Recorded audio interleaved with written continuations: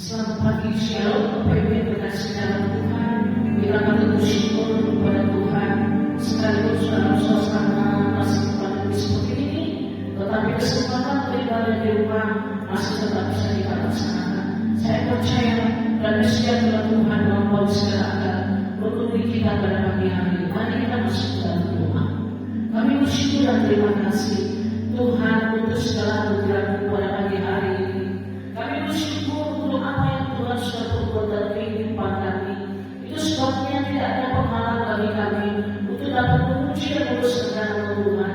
Sekalipun saat ini kami berada di rumah kami masing-masing, tapi kami mampu menaikkan puji-pujian dan ucapan syukur kami, sebab hanya Tuhanlah, Yesuslah yang sanggup untuk menolong kami. Terima kasih Tuhan, penuhi kami pada pagi hari di dalam hadirat-Mu. Yang lemah dikuatkan, yang susah dihiburkan, yang sakit disembuhkan, yang membutuhkan pertolongan, Tuhan membuka jalan bagi kami. Terima kasih Tuhan. Di dalam nama Tuhan Yesus, kami serahkan ibadah pagi hari ini. Haleluya. Amin. Mari kita siapkan hati kita. Tanggalkan sejenak segala beban. Mari kita fokus menghadap hadirat Tuhan dan menikmati. Haleluya. Kami menyembah pagi hari ini. Dan memberikan syukur kami padamu.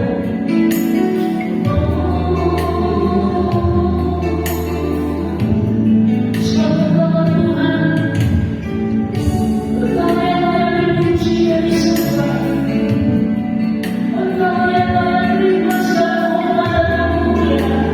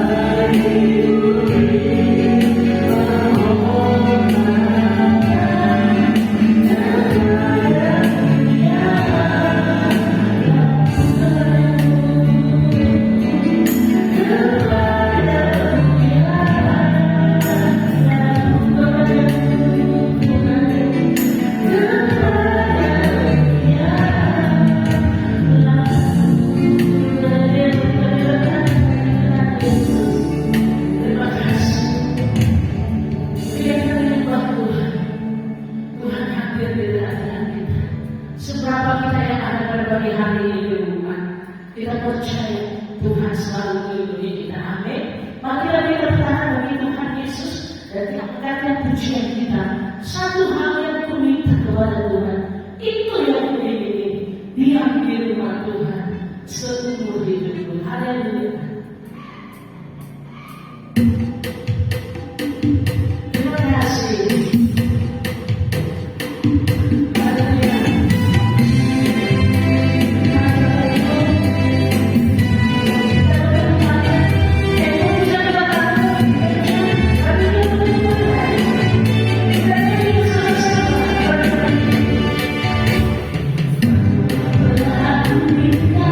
Terima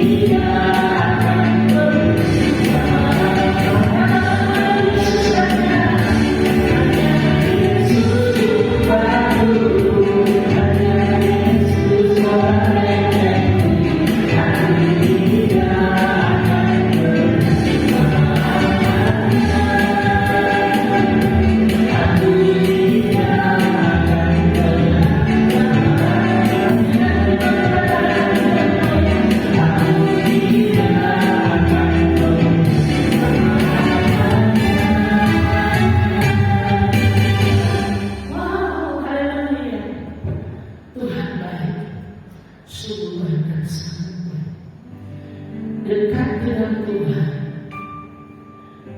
tempat yang paling indah, selalu dekat dengan Tuhan, berlindung dalam Tuhan, memperoleh kekuatan baru. Hanya dekat Tuhan sumber kekuatan. Kita akan sambut firman Tuhan pagi hari ini dengan satu pujian, hanya dekat Allah, rasa tenang hatiku. Amin. Hanya Tuhan yang memberikan ketenangan sesungguhnya bagi kita.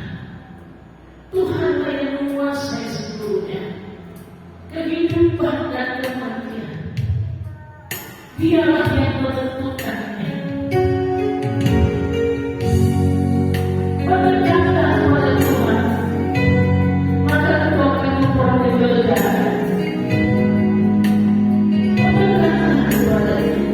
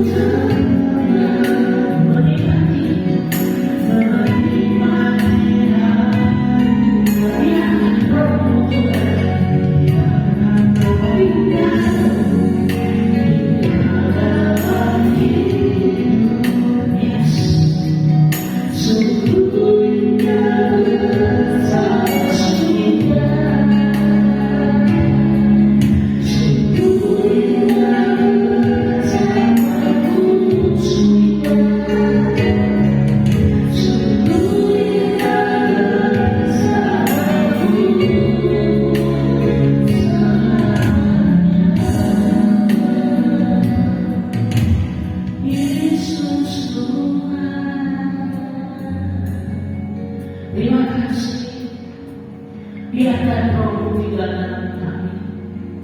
Jangan ambil Roh-Mu, tetapi biarlah Roh-Mu tinggal selalu bersama kami dan memberikan kekuatan untuk menjalani kehidupan ini. Kami mau mendengarkan firman-Mu, berbicara. Persiapkanlah hamba-Mu, urapi kami semua. Di dalam nama Yesus, kami sambut firman-Mu. Yang percaya katakan, amin. Selamat mendengarkan firman Tuhan.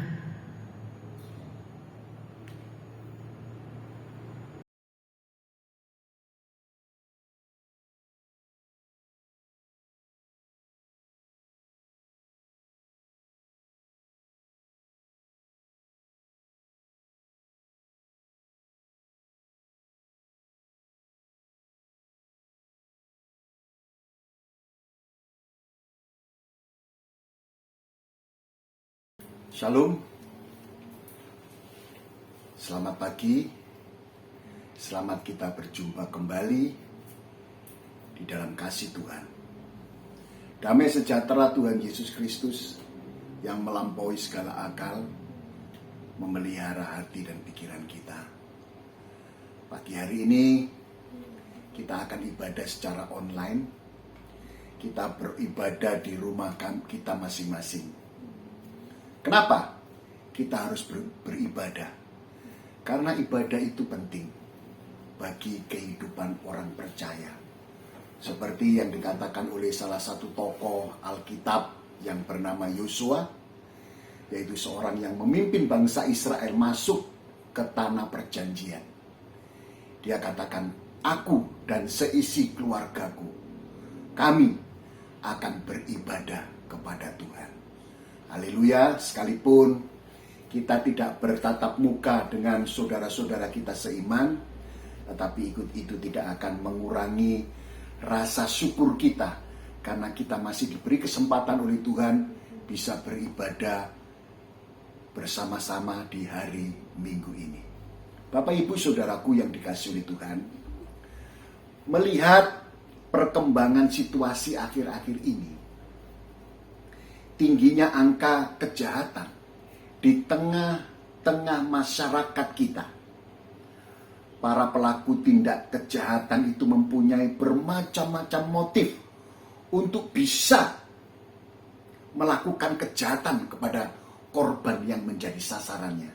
Ya. Kita tahu bahwa ada orang-orang yang memang menamakan dirinya sebagai pencuri spesialis rumah kosong.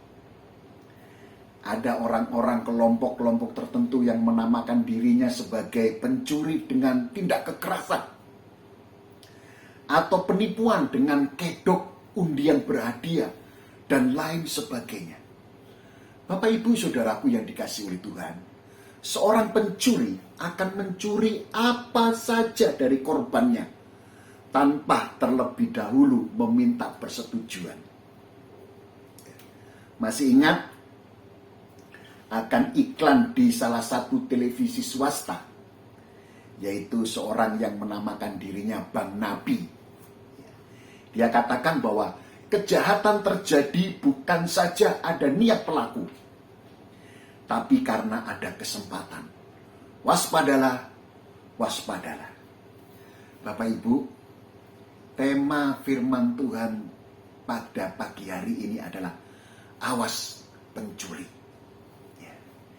Yang menjadi pertanyaan kita adalah, apa sebenarnya yang ingin iblis curi dari kehidupan kita?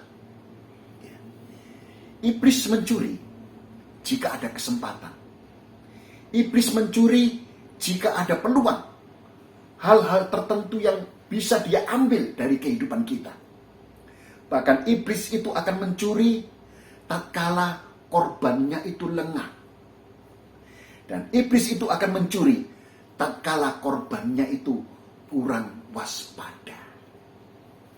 Bapak Ibu Saudaraku yang dikasihi oleh Tuhan, mari kita sama-sama membuka Alkitab kita sebagai dasar renungan kita yang terdapat di dalam Injil Yohanes pasal 10 ayatnya yang ke-10. Demikian bunyi firman Tuhan. Pencuri datang hanya untuk mencuri dan membunuh dan membinasakan. Aku, yaitu Yesus, datang supaya mereka mempunyainya hidup dan mempunyainya dalam segala kelimpahan. Amin, firman Tuhan. Bapak, Ibu, Saudaraku yang dikasihi oleh Tuhan, apa yang iblis ingin curi dari kehidupan kita? Sebelum kita menjawab pertanyaan ini, kita buka satu ayat lagi, yaitu di dalam surat Yakobus pasalnya yang pertama, ayatnya yang ke-17. Demikian bunyi firman Tuhan. Setiap pemberian yang baik dan setiap anugerah yang sempurna datangnya dari atas, diturunkan dari Bapa segala terang. Padanya tidak ada perubahan atau bayangan karena pertukaran. Amin, firman Tuhan. Bapak, Ibu, Saudaraku yang dikasihi oleh Tuhan, segala sesuatu yang kita miliki itu berasal dari Tuhan. Firman Tuhan mengatakannya. Segala anugerah, segala kasih karunia yang sampai hari ini bisa kita nikmati, itu semuanya adalah pemberian Tuhan. Jadi di dalam diri kita itu tidak ada sesuatu. Jangan kita merasa bahwa apa yang ada di dalam kehidupan kita itu adalah merupakan perjuangan keras kita, sehingga kita bisa memiliki semuanya itu. Bukan. Sebab firman Tuhan katakan, dengan telanjang aku lahir, dan dengan telanjang juga aku akan menghadap kepada Sang Pencipta. Bapak, Ibu, Saudaraku yang dikasihi oleh Tuhan,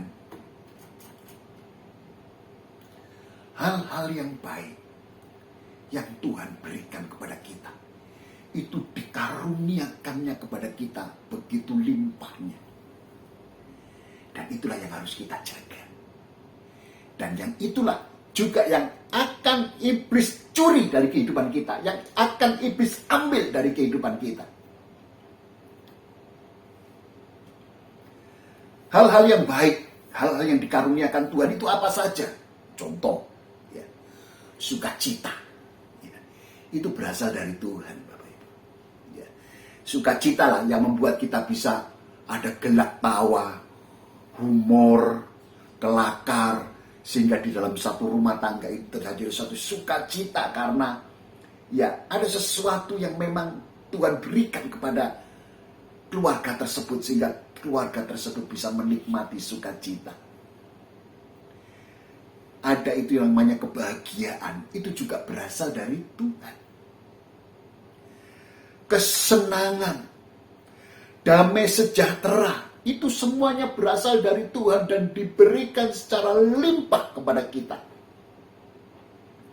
Bapak Ibu, di dalam Nehemia pasalnya yang ke-8, Nehemia pasal 8 ayat 11.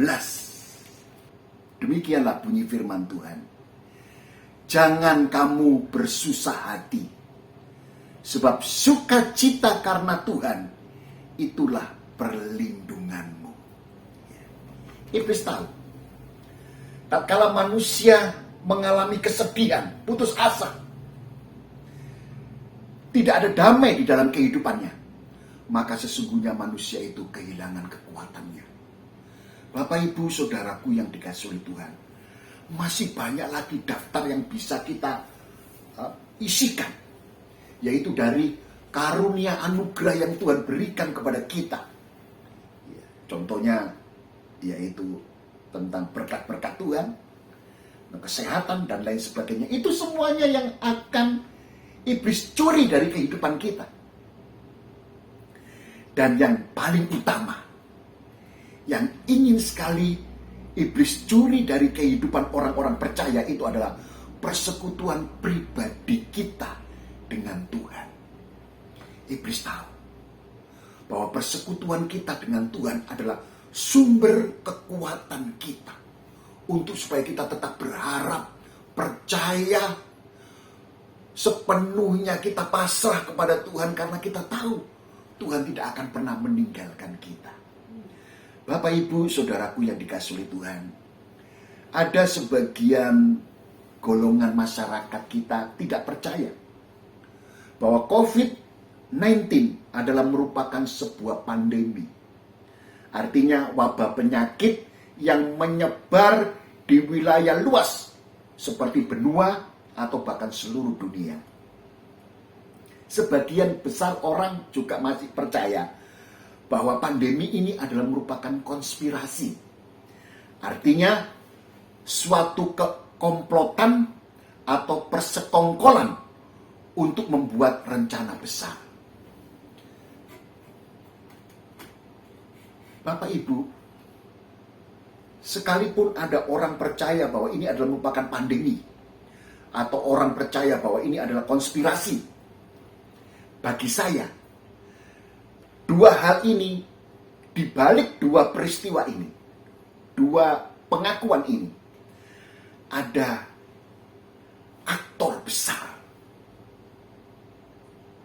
aktor utama, yaitu iblis yang dikatakan oleh firman Tuhan, oleh Yesus sendiri, kalau dia datang, dia itu mencuri, membunuh, dan membinasakan manusia. Bapak, Ibu, Saudaraku yang dikasihi Tuhan, Yesus mengingatkan kepada kita agar kita tetap waspada, karena aku datang seperti pencuri. Demikian yang dikatakannya. Demikian juga Paulus di dalam Efesus pasal 5 ayatnya yang ke-15 sampai ke ayatnya yang ke-18. Paulus berbicara tentang hidup di dalam kewaspadaan. Ya. Kita akan membacanya terlebih dahulu. Demikian bunyi firman Tuhan, Efesus pasal 5 ayat 15 sampai dengan ayatnya yang ke-18. Karena itu perhatikanlah dengan saksama bagaimana kamu hidup. Jangan seperti orang bebal, tetapi seperti orang arif. Dan pergunakanlah waktu yang ada, karena hari-hari ini adalah jahat.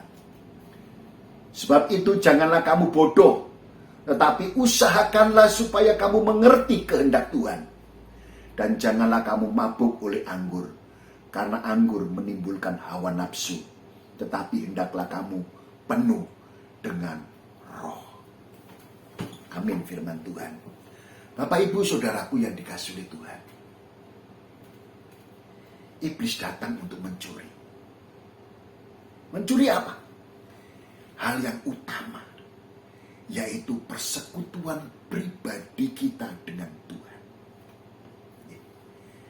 Kita diberi kesibukan, kita diberi hal-hal yang banyak menyita waktu kita, sehingga kita betul-betul rasanya kurang, bahkan tidak ada lagi memiliki persekutuan pribadi kita dengan Tuhan. Paulus berkata, hidup dalam kewaspadaan itu menuntut yang pertama untuk memperhatikan terhadap cara hidup kita. Cara hidup seperti apa yang harus kita jalankan sebagai orang percaya? Firman Tuhan menjawab, cara hidup seperti orang arif, bukan seperti orang bebal. Kenapa? Karena perbedaan orang arif dan orang bebal kita bisa melihat. Orang bebal itu yang pertama, dia tidak bisa memanfaatkan waktunya dengan sebaik-baiknya. Itu orang bebal. Dan yang kedua, orang bebal itu mabuk, ya, tidak terkendali atau tidak disiplin, hidup semau sendiri. Itu orang bebal. Dan kalau orang Kristen atau orang percaya menjalani kehidupan mereka di dunia ini seperti kehidupan orang bebal, tidak memanfaatkan waktu sebaik-baiknya untuk memiliki persekutuan dengan Tuhan, untuk bertumbuh di dalam kedewasaan rohani, untuk bisa mengerti kehendak Tuhan, mana yang baik, mana yang sempurna.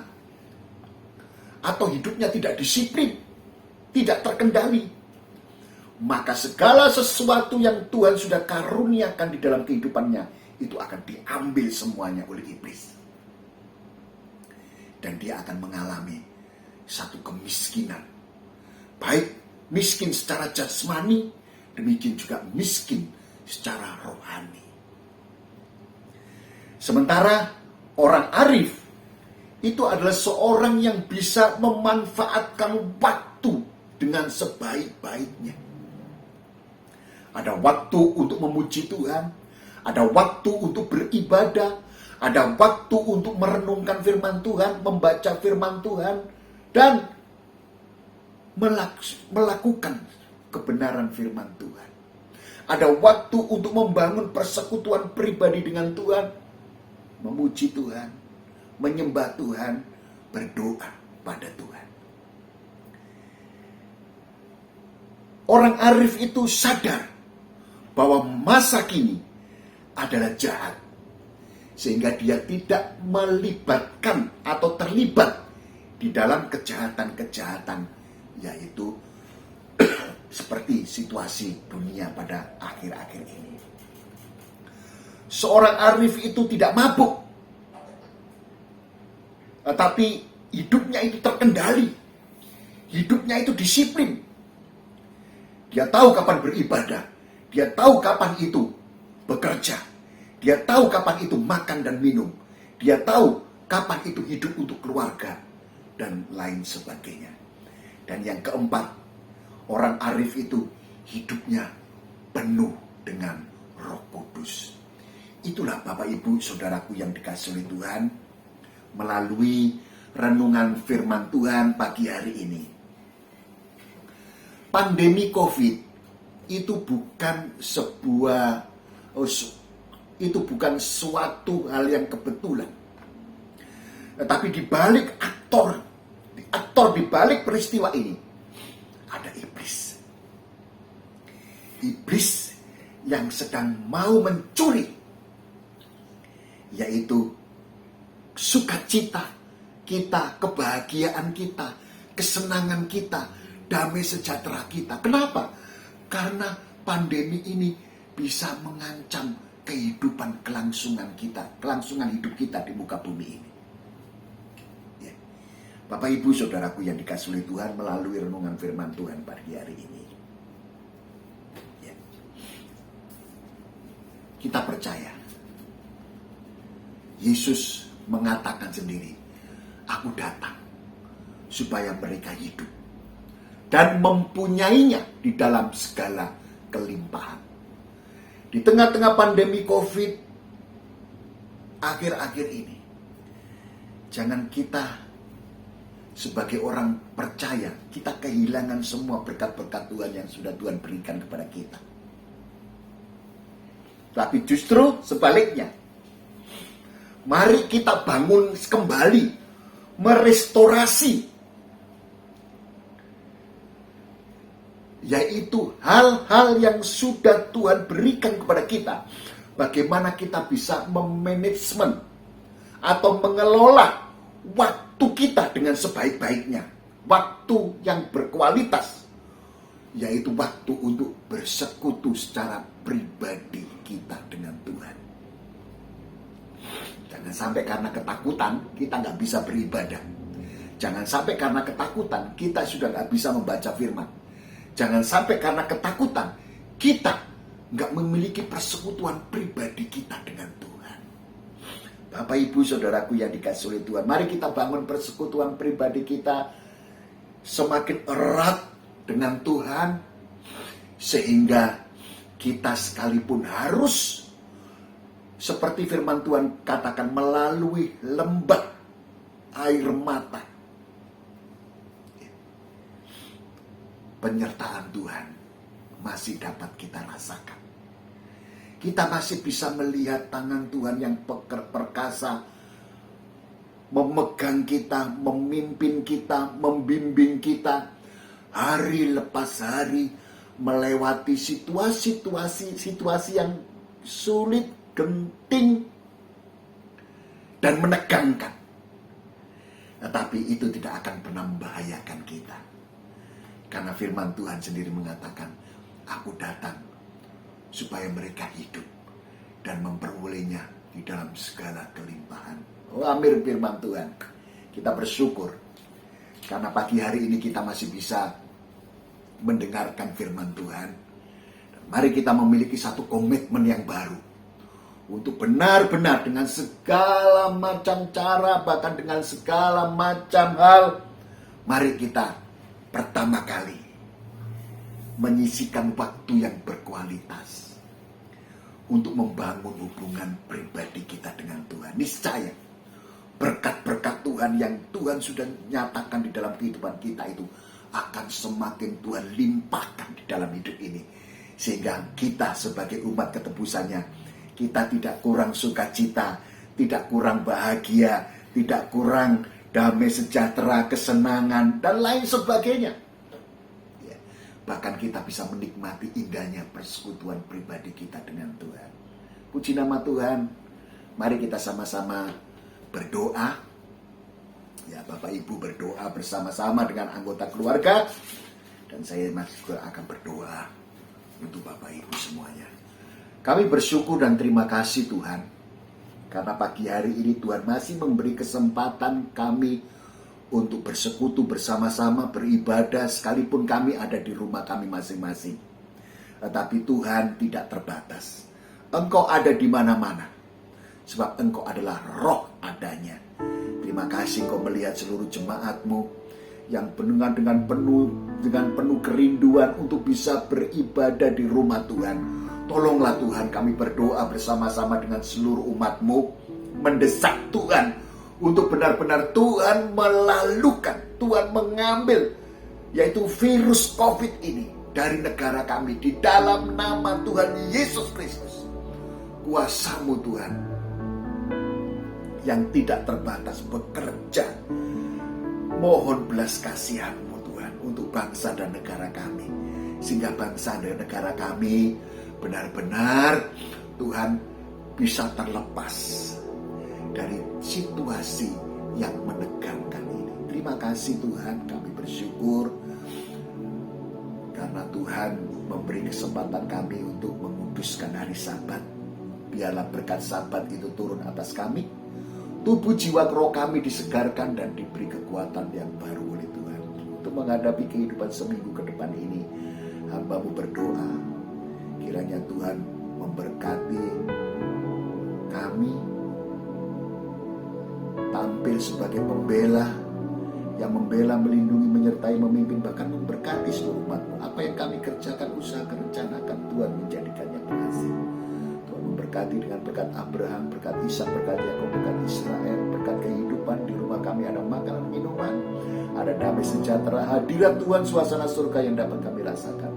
Berkati seluruh umat-Mu dengan berkat pernikahan, suami mengasihi istri, istri tunduk pada suami, anak-anak hormat pada orang tua mengasihi anak-anak, dan anak-anak kami tumbuh sehat, penuh hikmat, akal budi, cerdas dan pandai. Berkati bangsa dan negara kami, Bapak Presiden, Wakil Presiden, seluruh pejabat-pejabat bekerja sama, memiliki hati yang takut akan Tuhan, mengelola kekayaan negeri ini untuk membangun negeri ini dan mensejahterakan rakyat Indonesia dari Sabang sampai Merauke. Berkati kota kami, ada hujan keselamatan, hujan pertobatan. Bahkan berkati Tuhan seluruh muka bumi ini dengan damai sejahtera. Terima kasih Bapa.